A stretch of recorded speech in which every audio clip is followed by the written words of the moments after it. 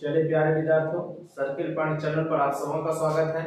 SSC, MTS और CHSL के दोनों परीक्षाओं के लिए रीजनिंग के कुछ 10 प्रश्नों के साथ आप लोगों के सामने हैं। वैसे 10 प्रश्न जो कि परीक्षाओं में आपको अक्सर फंसाते हैं इस लेवल का, और जो भी 10 प्रश्न ये है इससे एक एक टाइप आपको कंफर्म है कि आपके परीक्षाओं में रहेगा। इसी बेस पर, इसी आधार पर आपको वो क्वेश्चन आपसे पूछा जाएगा परीक्षाओं में। तो उसके लिए हम लोग 10 प्रश्नों का रिवीजन करते हैं। तो चलिए आज के पहले सवाल को, और एमटीएस में ध्यान दीजिएगा 20 रीजनिंग का प्रश्न आपसे पूछा जाएगा। ठीक है, रीजनिंग के कितने प्रश्न पूछे जाएंगे? 20, और जीके जेस के 25 प्रश्न पूछे जाएंगे। तो चलिए बढ़ते हैं, और एक प्रश्न 3 अंक का रहेगा। इस बार एमटीएस के सिलेबस में आप लोग को बदलाव क्या था, आपको बताए भी थे कि प्रत्येक प्रश्न का नंबर जो अंक मिलेगा वो 3 अंक मिलेगा। तो चलिए पहला हम लोग सवाल लिए हैं वो डाइस का सवाल है। ध्यान दीजिएगा, पहला सवाल क्या है? डाइस का। कहता है कौन सा अंक संख्या 5 के विपरीत फलक पर दिखाई देगा। ठीक है, डाइस से एक प्रश्न आपको कंफर्म है कि रहना ही रहना है एसएससी की परीक्षा में, चाहे वो सीएचएसएल हो या एमटीएस हो जाए। ठीक है, तो चलिए सबसे पहले बोला है कि एक डाइस का 2 को रूप दिया गया है और संख्या 5 के विपरीत पर पूछ रहा है कि कौन सा अंक आएगा। संख्या 5 के विपरीत पर कौन सा अंक आएगा। तो चलिए ध्यान देते हैं हम लोग सवाल की। तो सबसे पहले बताइएगा कि दोनों में कॉमन कौन है? 1 है। दोनों में कॉमन कौन है? 1 है। तो 1 लिख दीजिएगा कॉमन, और कॉमन के बाद क्लॉकवाइज चलिए। तो पहला घर में आ जाएगा क्लॉकवाइज का क्या मिलेगा? 4, और दूसरा घर में क्या मिलेगा? 6 मिलेगा। ठीक है, आपसे पूछा कि संख्या 5 के विपरीत फलक पर क्या होगा। तो दोनों घर में हम लोग को सबसे पहले क्या लेना है? Common term. तो दोनों घर में कॉमन कौन था? 1 था। तो 1 के बाद क्लॉकवाइज में 4, 4 के बाद 6। अब इस घर में आइए, क्लॉकवाइज में एक खाली स्थान छोड़ देगा, जो कॉमन है तो उसके नीचे खाली स्थान छोड़ देना। क्लॉकवाइज में 3, और 3 के बाद 2। इस घर में देखेंगे कॉमन अंक के क्लॉकवाइज में क्या है? 3 है, 3 के बाद 2। अब बताइए लूडो के पासा में 6 अंक होते हैं, 5 अंक लिख दिए, 1, 4, 6, 3, 2। तो एक कौन बच गया? 5 बच गया। क्या बच गया? 5। तो बताइए 5 के विपरीत क्या हो जाएगा? 1 हो जाएगा। 5 के विपरीत क्या हो जाएगा? 1। Option number 3। फिर से ध्यान दीजिए, जब भी पूछेगा डाइस का 2 रूप दिया रहे, कोई एक संख्या के पूछे विपरीत क्या है, तो आपको क्या करना है कि कॉमन अंक ले लीजिएगा, और कॉमन अंक के बाद क्लॉकवाइज चलना है। कॉमन अंक के बाद क्या चलेंगे? क्लॉकवाइज। जैसे देखेंगे इस घर में क्लॉकवाइज में क्या है? 4, 6 है। और फिर अगला घर में उसी अंक से कॉमन अंक चलेंगे जो सेम होगा। तो सेम कौन था? 3, 1 था। तो 1 के बाद क्लॉकवाइज में 3, और 3 के बाद है 2। चलिए अगला संख्या देखेंगे, ये नंबर सीरीज का संख्या दिया हुआ है। ध्यान दीजिएगा 16, 18, 21, 26 और 33 है, और पूछ रहा है कि अगला यहाँ पर क्या होगा। मिसिंग नंबर का सवाल है। ठीक है, नंबर सीरीज का सवाल है। ठीक है, नंबर सीरीज का एक सवाल है, और पूछ रहा है कि यहाँ पर खाली स्थान की जगह पर कौन सा अंक आएगा। तो चलिए देखते हैं, 16 और 18 में कितने का अंतर? 2 का। 18, 21 में कितने का? 3 का। और 21 और 26 में 5 का, और 26 और 33 में कितने का? 7 का। तो जो अंतर देख रहे हैं 2, 3, 5, 7, वो प्राइम नंबर का अंतर है। किसका देखेंगे? 2 से 3, 3 से 5, 5 से 7, तो ये प्राइम नंबर का है। तो 7 के बाद अगला जो प्राइम नंबर आएगा वो 11 आएगा। ठीक है, 11। तो 11 का अंतर के लिए 33 में 11 जोड़ेंगे तो कितना हो जाएगा? 44। तो आपका सही उत्तर ऑप्शन नंबर 1 हो जाएगा 44। फिर से ध्यान दीजिएगा, आपसे पूछा है कि दिए गए खाली स्थान पर कौन सा भरा जाएगा। मिसिंग नंबर का सवाल है। तो चलिए ध्यान दीजिएगा, 16, 18, 21, 26, 33। तो चलिए यहाँ पर ध्यान देंगे, 16 से 18 2, 18 से 21 3, 21 से 26 5, और 26 से 33 7। तो देखेंगे जो अंक जो गया है 2, 3, 5, 7 वो प्राइम नंबर है। तो 7 के बाद अगला प्राइम नंबर कौन आएगा? 11 आ जाएगा। चलिए अगला सवाल, 19 और 380, और ऑप्शन दिया 17, 289, 12, 146, 13, 182, 14, 192, 14, 192। चलिए ध्यान दीजिएगा, तो सबसे पहले ध्यान दीजिएगा कि 19 और 380 में क्या संबंध है। तो आप देख रहे होंगे कि 19 का अगर स्क्वायर करेंगे तो 361, 19 का स्क्वायर करेंगे 361, और 361 में अगर 19 को जोड़ दिया जाए, 361 में अगर 19 को जोड़ दिया जाए तो कितना हो जाएगा? 380 हो जाएगा। तो उसी तरीके से अब 17 का देखेंगे तो 17 का स्क्वायर 289, ये तो होगा नहीं। 12 का 144 हो जाएगा, तो ये भी नहीं होगा क्योंकि 144 में 2 ही जोड़ा है।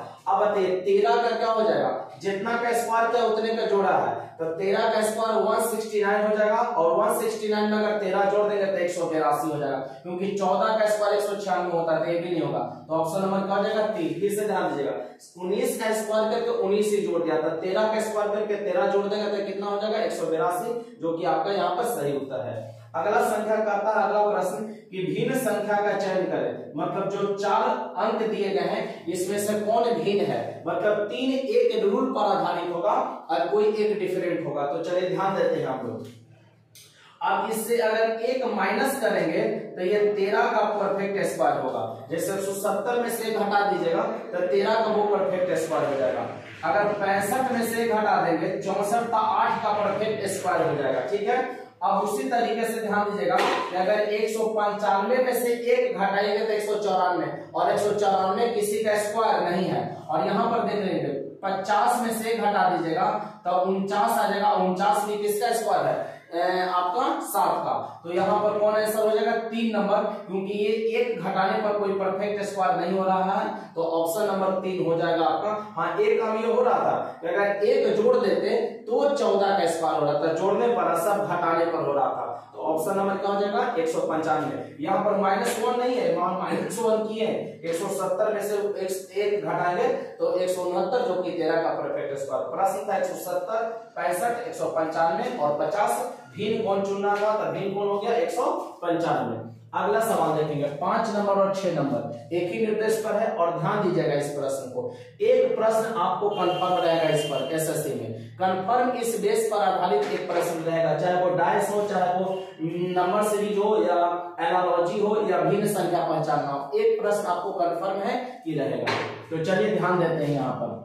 अब देखिए इसमें क्या कह रहा है, उस समूह का चयन करो जो दिए गए सेट के समान है, मतलब ये जो सेट दिया गया है इसी आधार पर आपको प्रश्न का उत्तर देना है कि किस है, कौन सा सेट है जो इसके आधार पर है। तो आगे इसको सेट कर लीजिए कि किस आधार पर किया गया है। तो ध्यान दीजिएगा, 2 का अगर पावर 1 करेंगे तो 2, अब 2 का पावर 2 करेंगे तो 4, अब 2 का पावर 3 करेंगे तो कितना हो जाएगा 8। फिर से ध्यान दीजिएगा, 2 का पावर 1 करिएगा तो 2, 2 का पावर 2 करेंगे तो 4, और 2 का पावर 3 करेंगे तो 8।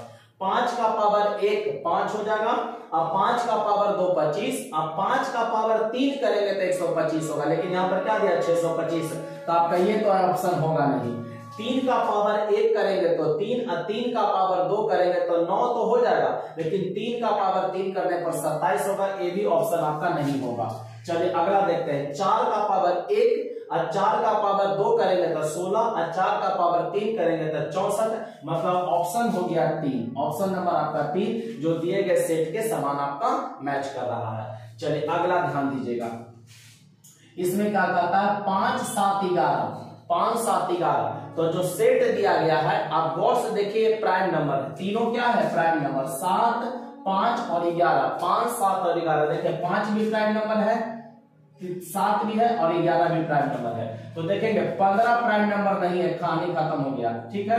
अब बताइएगा 23 29 31, 23 29 31, ये आपका बताइए, ये दोनों है जो प्राइम नंबर, तीनों है जो प्राइम नंबर का सेट दे दिया, तो ऑप्शन नंबर 2। फिर से ध्यान दीजिएगा, 23 29 और 31, 23 29 और 31, 23 भी प्राइम नंबर, 29 भी और 31 भी प्राइम नंबर, तो प्राइम नंबर के आधार पर ऑप्शन नंबर 2 हो जाएगा, ठीक है। अब आइए त्रिभुज की संख्या ज्ञात करने के लिए बोला, क्या बोला, त्रिभुज की संख्या। तो इस तरीके का जब भी आपको त्रिभुज की संख्या बोलेगा तो देखिए क्या करना है आपको, इस तरीके में, ये वाला भाग में कोई त्रिभुज नहीं, इस वाला में देखेंगे 1 2 3 4 5 6 7 8, जितना भी घर है तो 8 गुने 2 कर दीजिए, कितना हो जाएगा 16 त्रिभुज, कितना 16। लेकिन अब यहाँ पर भी देखेंगे त्रिभुज बन रहा था, ये देखेगा ऐसा ही कुछ हिस्सा है, समझने का प्रयास करिएगा आप लोग, ऐसा ही कुछ हिस्सा है, ठीक है ना, इस तरीके का हिस्सा यहाँ पर बना हुआ है, इसको अगर सीधा कर देंगे तो इसी तरीके का बनेगा। तो अब एक बात बताइए कि ये वाला भाग में इस तरीके में कितना त्रिभुज बनेगा, 3 गो बनेगा, ठीक है ना, एक ये एक बड़ा वाला बनेगा, और जब इसे 2 हिस्सा में काट दिया है तो 3 दूनी का कितना बनेगा 6, तो ई वाला हिस्सा से क्या निकल गया 6 त्रिभुज निकल गया, तो 16 और 6 हो गया 22। फिर से ध्यान रखेगा, 1 2 3 4 5 6 7 8, 8 2 16, और ये वाला भाग में 6 त्रिभुज निकल गया, 6 यहां से निकाल लिया, ये तो आसानी से ले लिए। लेकिन आपको देखना है कि क्या कुछ और ऐसे त्रिभुज है जो कि छिपे हुए हैं। तो आप देखेंगे एक बड़ा बड़ा त्रिभुज ये आप देखेंगे, लेने का प्रयास करिएगा। ये देखिए बड़ा वाला त्रिभुज ये बन गया, क्लियर है। और एक त्रिभुज आपको बनेगा ये वाला, यहां से इस लाइन से ये छोटा वाला त्रिभुज बनेगा। फिर से देखेंगे 16 और 6 यहां से निकल गया। उसके बाद ये वाला पॉइंट ए मानिए, ये बी मानिए, ये सी मान लीजिए, ए बी सी एगो त्रिभुज बन गया। वो ये ए मान लीजिए, इसको मान लेते हैं डी और इसको ई मान लेते हैं। तो ए डी ई एक और बना, तो 2 और बन गया। तो 22 और 2 कितना 24। तो आपका इसमें कितना त्रिभुज है 24 त्रिभुज है। फिगर काउंटिंग से भी एक प्रश्न आपको कंफर्म है कि परीक्षाओं में एमटीएस हो चाहे सीएचएसएल हो आपको देखने को मिलेगा। तो इस तरीके से हम लोग देखें इसमें कितना त्रिभुज 24 त्रिभुज निकला। ठीक है, 7 प्रश्न देखे हैं। कुछ और प्रश्नों के लेकर अभी हम लोग फिर से आपके सामने प्रेजेंट हो रहे हैं, आगे इसको ध्यान से देखिएगा। एक एक प्रश्न आप यहां से देखिए, इस सभी टाइप से एक प्रश्न आपको रहेगा। हो सकता है कि अंक बदला हुआ रहे, मतलब इस तरीके के प्रश्न को आपको प्रैक्टिस करके जाना है। और ये सब प्रश्न प्रैक्टिस न होने की वजह से छूटता है या समय ज्यादा लेता है। आसान है लेकिन समय आपको ज्यादा लेगा। ठीक, तो बढ़ते हम लोग अगले 3 प्रश्न की ओर। चलिए बच्चों, 8वां प्रश्न हम लोग देखते हैं जो कि कोडिंग डिकोडिंग से है। ठीक है, कोडिंग डिकोडिंग का सवाल है, हमको दिया YOGHURT बराबर 7 6 7 8 3 9 2 QUICKLY बराबर पूछ रहा है। तो इसमें चलिए सबसे पहले हम लोग पोजीशन लिखते हैं। Y का पोजीशन 25, O का 15, G का 7, H का 8, U का 21, R का 18, T का 20। इसमें पोजीशन याद आपको बहुत जरूरी है। कोडिंग डिकोडिंग का सवाल अल्फाबेट से संबंधित तभी बनेगा जब आपको पोजीशन याद है। तो चलिए हम लोग देखते हैं अब क्या इसमें किया है। तो 2 और 5 जो डबल लेटर है उसको जोड़कर क्या 2 5 कितना 7, 5 और 1 6, और जो सिंगल उसको सिंगल छोड़ दिया है, जो डबल है उसको जोड़ दिया है। 8 का 8, 2 1 3 देखेंगे, 8 1 9, और 2 में 0 जोड़ेंगे तो 2 हो जाएगा। तो उसी तरीके से क्यू की। तो अब बताइए क्यू का पोजीशन कितना 17, यू का 21, आई का 9, सी का 3, ए का 11, एल का 12 और वाई का 25। ठीक है, तो 7 और 1 8 देखेंगे, 2 1 3, 3 का 3, 2 अब 1 1 2। ठीक है, 1 1 2, और फिर यहाँ पर 2 1 3, अब 5 2 7, मतलब ऑप्शन नंबर क्या हो जाएगा 3 होगा। मतलब देखेंगे 7 1 8 हो गया, 2 1 3, 9 का 9, 3 का 3, 1 1 2, 2 1 3 और 5 2 7, ऑप्शन नंबर 3 आपका सही उत्तर हो गया। तो कोडिंग डिकोडिंग में अल्फाबेट का पोजीशन याद रखना आपको अति आवश्यक है। चलिए अगला सवाल बढ़ते हैं। ए एनालॉजी से है, लेटर एनालॉजी से। हमको इसमें भी आपको अल्फाबेट का पोजीशन का अति आवश्यक है। और ये भी आपको एमटीएस हो सीएचएस हो मतलब एसएससी के परीक्षाओं में ये पूछा जाएगा। और जरूरी नहीं कि सिर्फ एसएससी, रेलवे हो या बैंकिंग हो, सब जगह ये सवाल पूछे जाते हैं। तो एम का पोजीशन 13, डी का 4, यू का 21, के का 11। अब यहाँ पर देखेंगे क्यू का 17, एच का 8, वाई का 25, ओ का 15। ठीक है, तो एस का 19 होता है, ए का 1 होता है, एल का 12 होता है और क्यू का 17 होता है। तो चलिए आप देखेंगे 13 में 4 जोड़ दिया, 17, 4 में 4 जोड़ दिया 8, सब में 4 ऐड किया है, 21 में 4 जोड़ दिया 25 और 15 में 4 जोड़ दिया 11 में 4 जोड़ दिया 15। अब उसी तरीके से हम लोग देखेंगे तो 19 में 4 जोड़ दीजिए 23, 23 पर आपका हो जाएगा डब्ल्यू।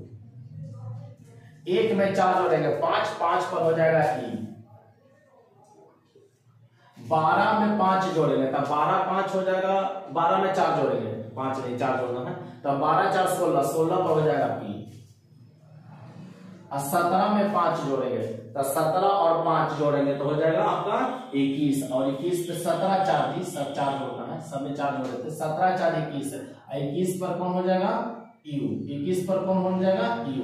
तो WEPU ऑप्शन नंबर किस में है 4 में, ऑप्शन नंबर किस में 4 में। तो आपका सही उत्तर 9 का क्या हो गया 4 नंबर।